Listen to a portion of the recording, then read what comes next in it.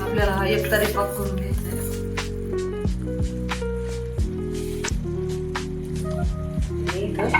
आता दोरा टाकून घेते.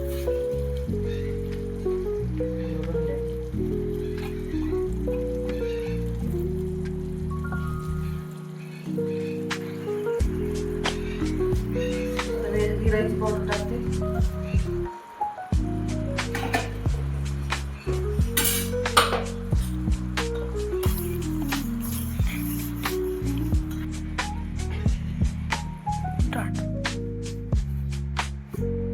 आपला पाक तयार झालेला. मी याच्यात विलायची टाकली. तर इडली पात्राच्या भांड्यात ओतून घेते.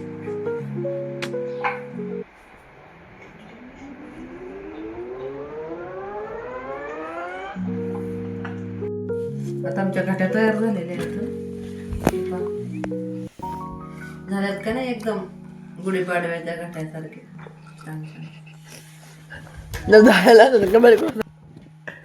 तुम्ही पण नक्की ट्राय करा घरी आणि विकत घाटे आणण्यापेक्षा घरीच ट्राय करा. आणि झालं तर कमेंट करा. मला घाटा